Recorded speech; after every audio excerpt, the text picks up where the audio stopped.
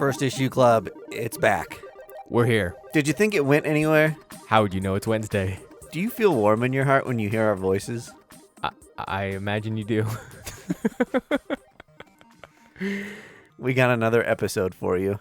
Chock full of goodies. You earned it. The week repeated, 7 days happened, and here we are again. Tuesday was one of the days in there. Yeah. Or maybe you're waiting in your car to see how we review things, so you know what to go buy. Before you go into your shop. Before you go in the car. Before you go buy last week's comics? That's how dedicated our fans are. They wait a whole week. Yeah, and some of them, they're going to be there still. You should wait until they become movies and then buy them for $100 a piece. Go directly to eBay. That's where you should always buy your comic books. That's the best way. That's the eBay. way a lot of people seem to be handling their comic collection lately. Actually, in theory, you'd save money if you never bought. I guess you're right. You only bought the hits. You only bought the hits when they became movies. I only buy CDs if it's the greatest hits collection. This is not a music podcast. This is a comic book podcast where we discuss first issue comics. They're the onboarding point into this crazy universe of fantasy. Yes, in realism at times.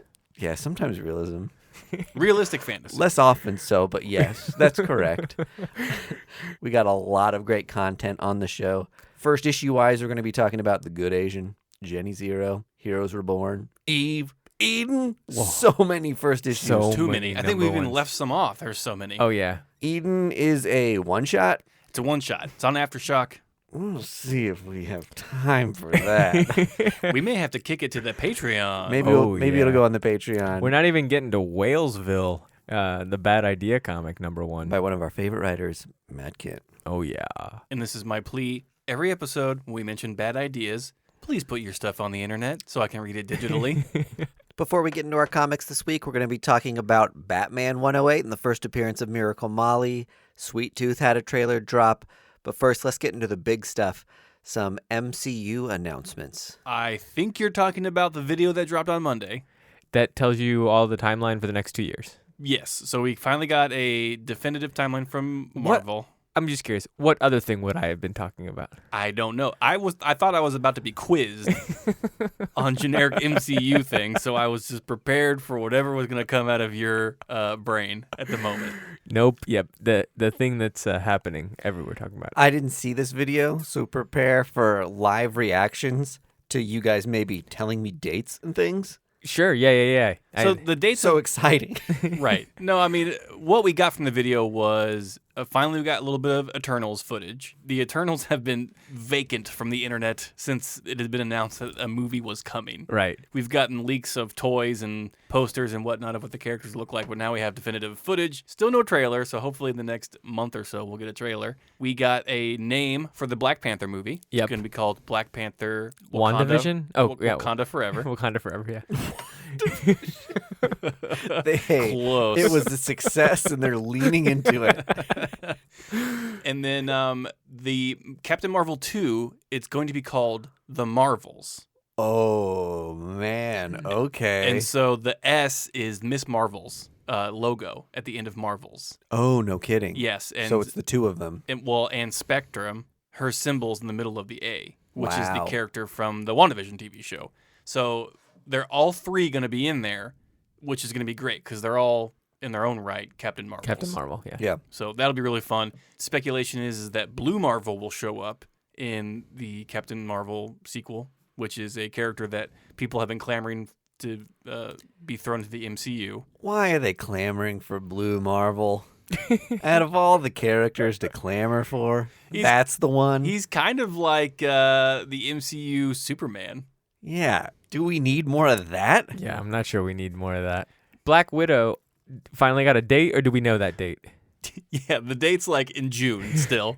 So hopefully, fingers crossed, they right? just need to put it on NBC after SNL one day. God, yeah. Just get it over with. Yep. This just like solidifies for me that something like so important is happening in Black Widow that they just want it to happen in this order for a reason. Oh, do you think that? I think that they know it's going to be a bad movie, and they want to like place it in the right time for like to still make money.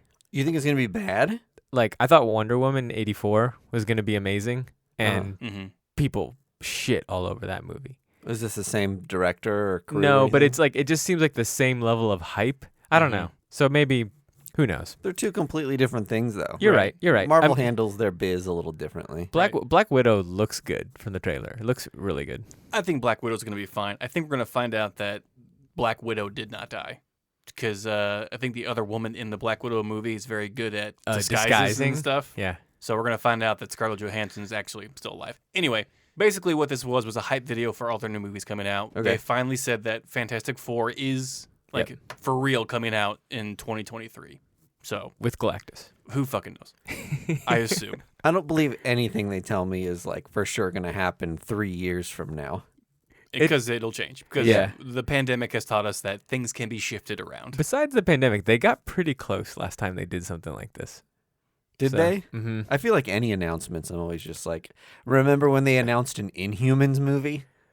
And we got a TV show instead. TV show. Yeah. Horseshit TV show? I haven't even watched it yet, so I can't even say one way or the other. Okay. It looked terrible. Do you guys know anything about, I think it's Lucy Wen, like had a first appearance in Black Widow 6? Yeah. A week or so ago. Oh, yeah. And that book's, the A cover's selling for like $25. $25 still. As we're recording this, it's like 2 weeks later. Do we know that character is going to show up in a movie or something? No. No, it's just like some new character that. It's a new modern appearance, and Yeah, this is the new landscape Yeah, that we are existing right. in. So let's get into this then. I think this seeds us into Batman 108 a little bit. But like when Marvel does a new character and it's mid-run, Mhm. it tends to spec. So like Daredevil has that going on for it, even though it's technically not a new character. It's just a new person wearing. The Daredevil suit. So James Tynion in Batman 108 has the actual first appearance of Miracle Molly. Cameo was in 106. But this comic book comes out, and there's also a bunch of other new appearances as well, which people come to find out. But this is one, I can think of like 5 in the last year that Tynion has made. And at some point, I wonder if he's like cementing his legacy, or he's just like, this is how he's rejuvenating the comic book industry. I believe he's a genuinely good person and is not just driving spec for spec stuff. Proof is in that his stories are really good. But it is a little bit crazy to have so many. Like, I think this is even partially the storyline of like Ghost Killer. Who's the guy that wears Ghostmaker. The last issue they did with a support story, they introduced like 5 new characters. Mm-hmm. Thing Kid of, Kawhi like, was one Kid of them. Kawhi. if yeah. you invent the character, you can do whatever you want with them. Like, I'm sure they're just like, you can't kill Joker, you can't do anything with Two-Face. Like, those are like legacy characters, so their trajectories kind of seem. Did he make Clown Killer too? Yeah. And Punchline. Yeah. So he was just like, well, I want a lot of pieces to play with, so Yeah. I'm going to have to just create them.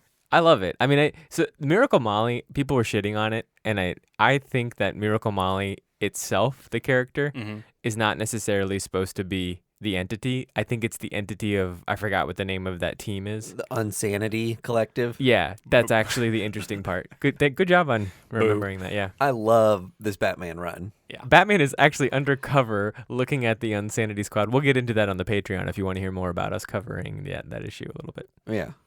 So anyway, modern spec, a lot of new characters. If you're going into your shop to grab new things, these are the books to get, I guess, if you care about. I think Batman 108 was just pre-ordered so much based off the Punchline hype that that book's just not going to be worth anything. For No, the next 5 years. Because there's a million effing copies. It doesn't matter. There's actually Tons of copies. there's 200,000 ordered. That's a lot. Yeah, and that's just cover A and B. Right. So who knows of retailer exclusives and all that. I mean, they sent this like press release 2 months in advance of just like, we have a new character coming to Batman and nothing will be the same. And it says it on the like cover, like meet Miracle Molly. Right. So you kind of know that it's not going to be too specky. Right. So this week, I don't even know if we should talk about this, but James Tynion, he also had Something's Killing the Children 16, which ordered at 150,000. And then Which for a small independent, That's huge. that is gigantic. a small independent, which is very mid-run too. Like you're way into the series. Right. And then Wind came back, returning that series or whatever, a book that we liked. So I mean, the stuff that he's doing is just insane. It's crazy. It's basically like there's 2 worlds of comic books. There's the comic books that he's writing, and then the comic books he's not. He also has like a horror book coming out on DC. Which looks fucking good. Yeah, and it's funny that DC's like, hey, you know all like the cool indie books you're writing? Write those here. You can do them here. Yeah. You can do whatever you want. Right.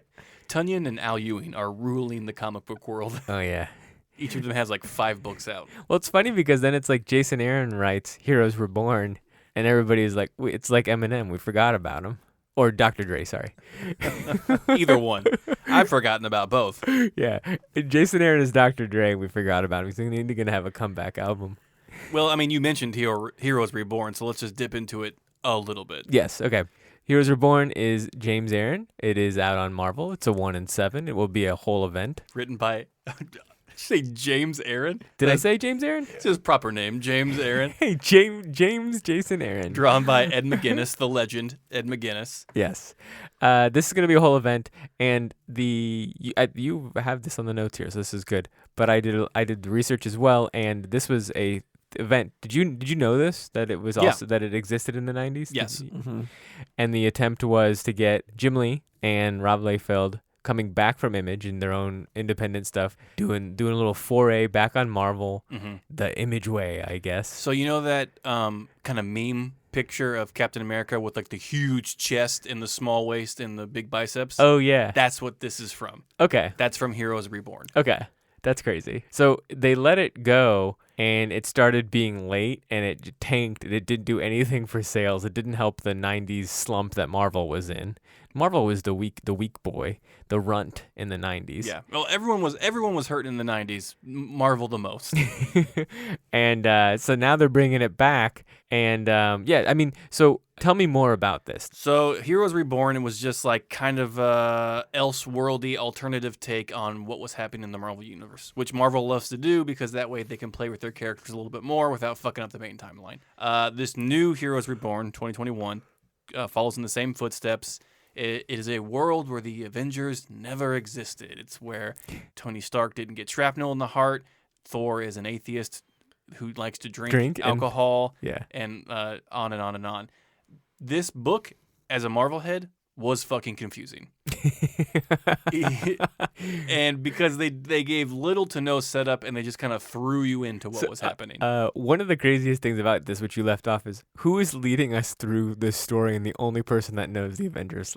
Blade. Yes. Yeah, Blade is trying to piece together what happened in the world that he is living in, where the Avengers didn't exist, but he knows for sure that they did exist. Do you think that this is Jason Aaron's attempt to actually bring all the vampire work that he was doing in Avengers to fruition?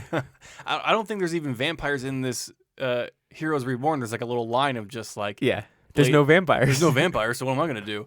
I think it's just a fun event that Marvel wants to do to tie into some old stuff. I don't think it's going to go anywhere. I hope it turns out to be fun because this first issue was a little clunky for me to kind of get my head around.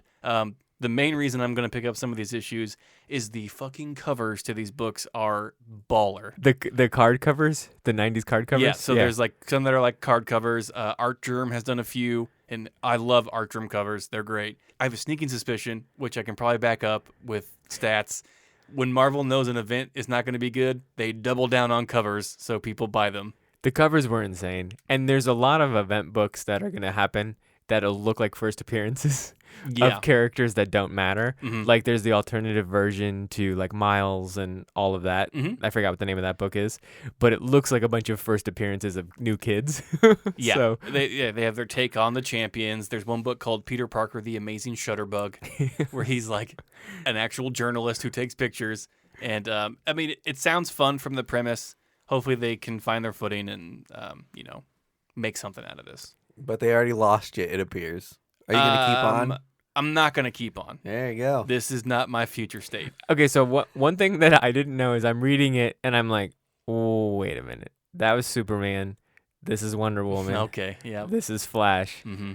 So I was just like, what's going on here? You're talking about the Squadron Supreme.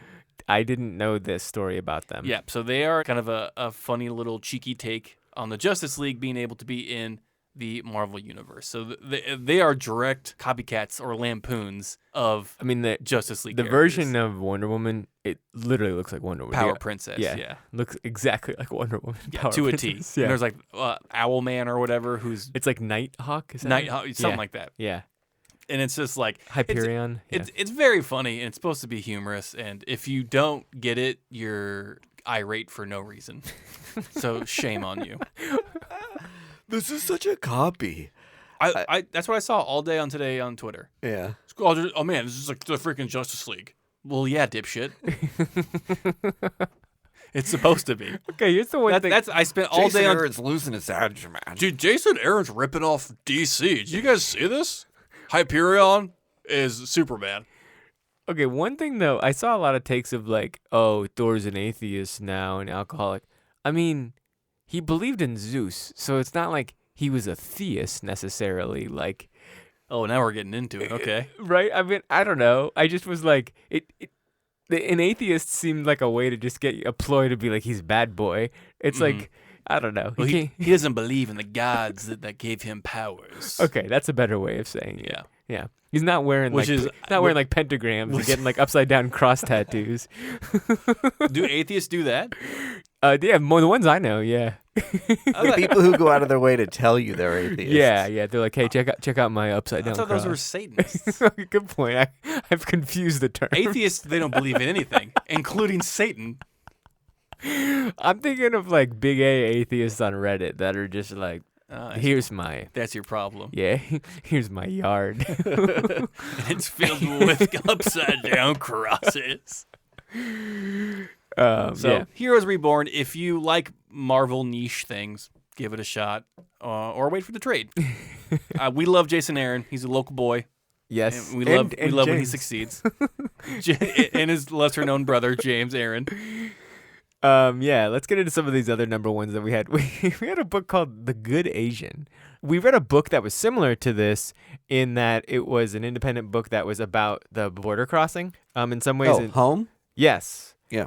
And this book is about the internment camps, but then it's a crime noir, like detective. Yeah. Within that, which, although lots of words, very interesting, very well done. Right. I had to walk back my stance on wordy comic books because this one was actually really good. Now, with Home, we kind of got some fantastical elements with the lead character. This seems pretty straightforward of a crime story that could realistically happen in the 30s and 40s with these laws that were enacted in America to keep Asian people out of America for racist reasons, pretty much. Oh, this was the guy that wrote Infidel originally. I didn't realize that. Yes. Okay, that's amazing. Infidel was at that year. Was that 2018? We covered it. Yeah. We loved it. And it got in our top 10. One of the most beloved comics of that year. It was like a sleeper and just people went apeshit over it. Yeah. So totally. Yeah. I didn't realize that. Check out this comic for sure. That's why it's so good. This comic is really good. Yeah. It's solid. And it's not very inviting because it's like the title and the fact that it's like a detective thing. It seems like, oh, I know who that's for and it might not be for me. Yeah. But it's a really good story and we're checking out. You know it's going to be heavy just by reading the title. There we go. Right. That's what I was looking for. It requires a big buy-in. The assumption that if you're a good one, then everyone thinks that the rest are bad. Right. It's so interesting to me. This story kind of parallels a lot of conversations happening now with race in America and how you've got people in minorities that are on police forces that are having to explain themselves to people in their community that say, like, how could you be on this police force that's doing these sort of things to underrepresented people?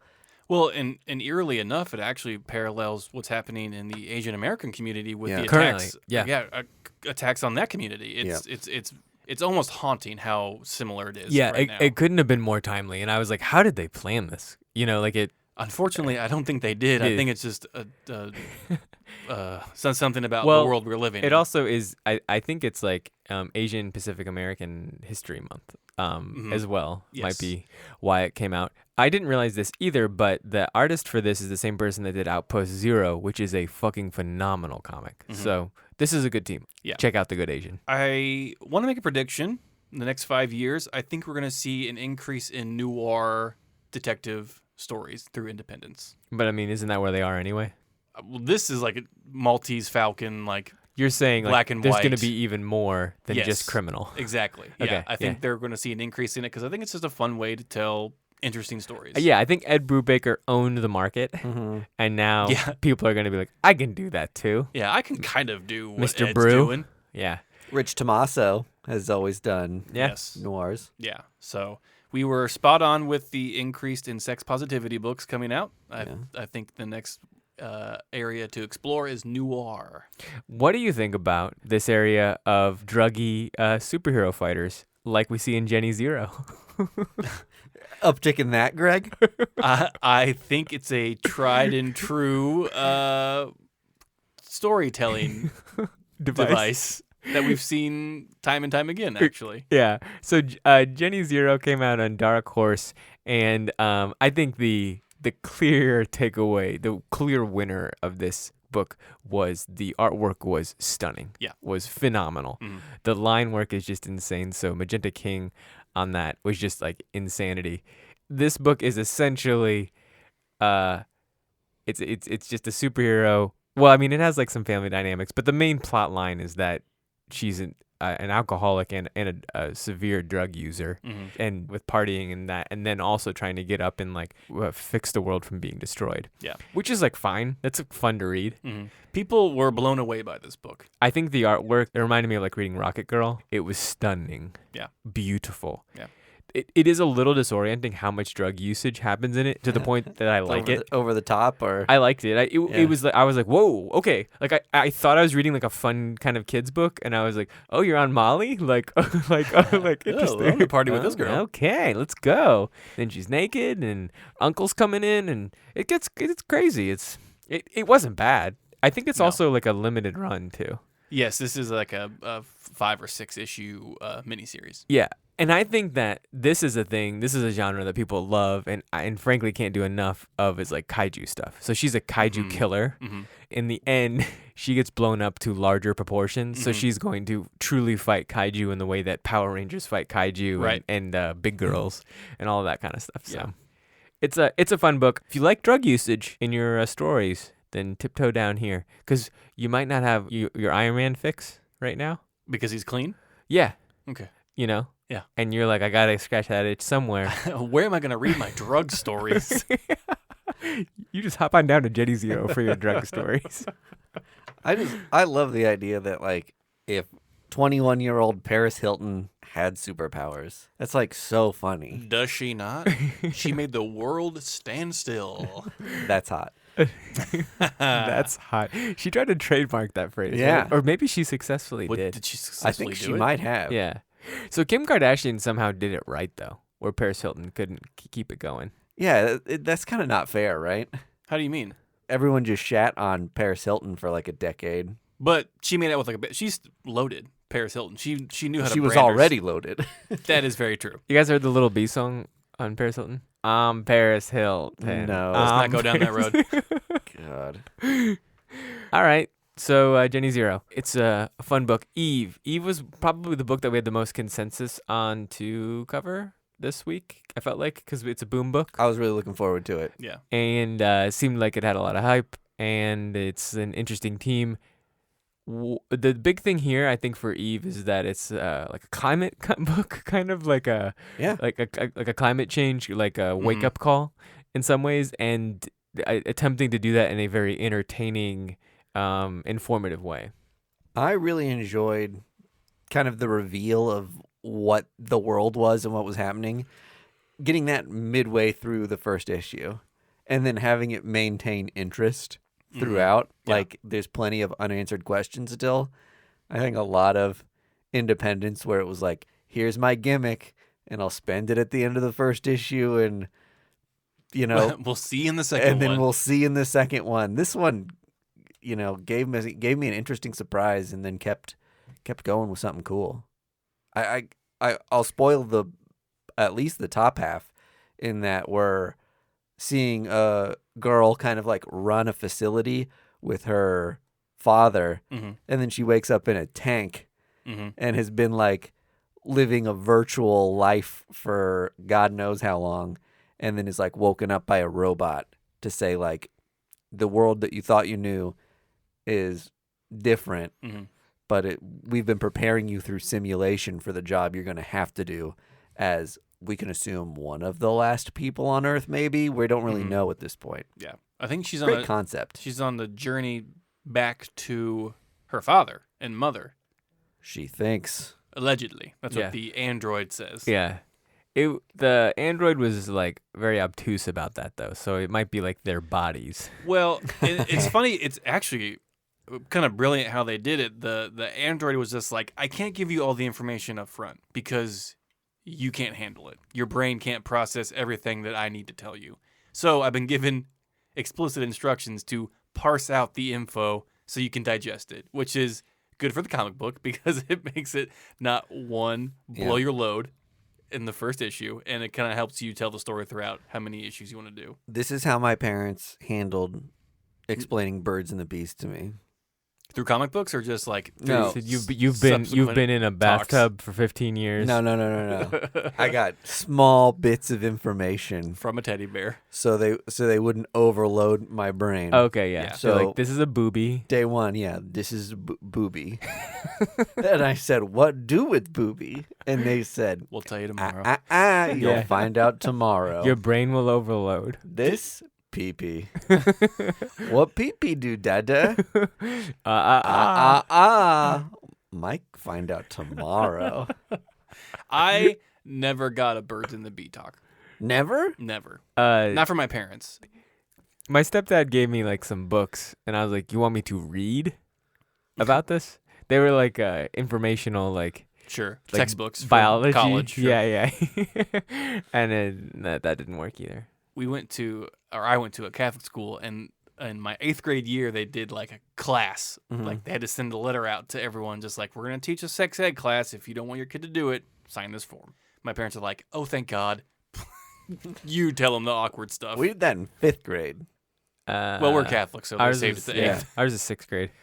So but I was ahead of my game a little bit. Did you ask any questions in sex ed? I knew them all. They were like, Oh, they were like, people were asking you questions. yeah, they were like, okay. hey, They said, Budget King, what do people do? Budget King, name all the STDs? Oh, I got them over here: pubic lice, chlamydia, the clapper, gonorrhea.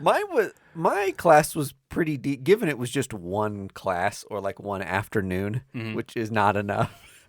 But it wasn't just like scare tactics.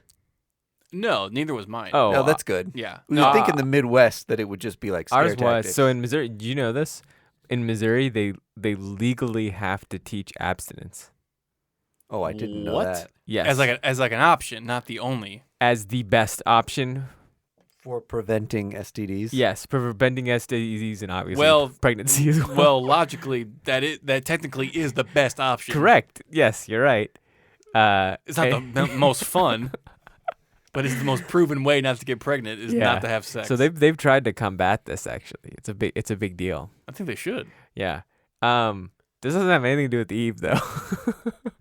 We have rabbit holed.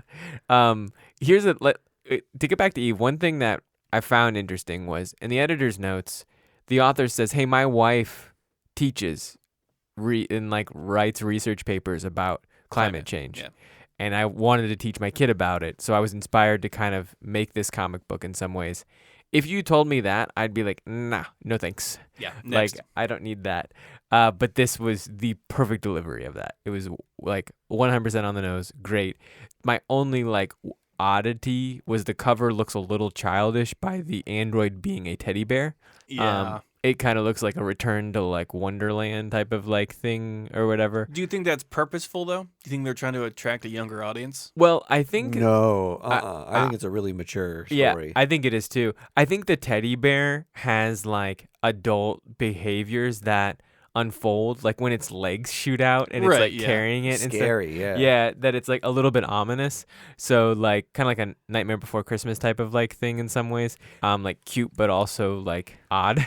But the cover didn't accomplish that. It looked like I just was like, well, this is a book for 8-year-olds, Mhm. from the cover. So, but ended up being great. I agree. I almost thought it was a boombox book, Same, yeah. which is their kid imprint or something. Teen, yeah. Oh, sorry. Sorry, teens out there reading Boombox if we offended you. If you're 12, you can't read boombox. Yeah. Too young. Hey, I'm just telling you the brand. Jesus Christ. Well, we got a lot of other stuff going on the Patreon today. Are we going to get into Star Wars Bounty Hunters on the Patreon? Yeah, we can put it there if we want. I think that's a good place to put it there. If you want to hear about that, ooh, little teaser. What happened on Jabba's way to deliver Carbonite Han to the Hutt Man? Boba's way. Boba was delivering to Jabba. Yeah. Oh, dude, yes, yeah. I said the Hutt. You said what happened on Jabba's way. Oh, Boba and Jabba, very Yeah, similar names. similar names. Yeah. And Hutt and Fett even. Uh-huh. Did we had this conversation with us where it was like Jabba the Fett. they drink coffee and say the word coffee. Why can't they have names like Matt and Mike? We'll get Luke. Yeah, there we go. Luke. We did have Luke. Yeah. Yeah. Okay. Steve Solo. Nice to meet you. Get in the van. Nothing but, yeah, the fucking 12 hobbits in The Hobbit, that's my biggest gripe. Why? Like, well, because their names were like Furly, Curly, Whirly, Burly. What Lord of the Rings were you reading? There's not 12 like Not names. Lord of the Rings, The Hobbit. Right. The Oh, Hobbit. okay, They yeah. had kind of kooky names. They're literally like, those are like, Furly, Murly, they Girly. like all sound the same. Listen, I don't remember that. Tolkien. You didn't read The Hobbit, Like obviously. I read Toke. it. I read it enough. And I was like, why couldn't one of them been Dan and one of them been Steve? It wouldn't taken away from the story at all. It would have been additive Relatable. because I could tell the difference between the characters a little more that way. Yeah. I agree. Fix it next time, Tolkien. Can't. Dead. We've got some solemn news to report on First Issue Club. Yeah, this is big news. Legend J.R.R. Tolkien Dead. dead Catholic funeral. at the age of 14. Good news. Gary Larson, still alive. Oh. Creator of Farside. Look it up. All right, switch over to the Patreon if you want to hear some Batman 108 stuff. I think that's where we're going to be spending a lot of our time on. We're going to do some Tales from the Shop. What's been Tales happening from from the our shop? Oh, yeah. Okay, bye. First Issue Club is brought to you by Boulevard Brewing Company via Space Camper Cosmic IPA. Our music is courtesy of the fine folks at Primary Color Music. You can find, friend, and follow us on social media at First Issue Club or firstissueclub.com. You can support First Issue Club by joining us on our Patreon for additional content at patreon.com/firstissueclub.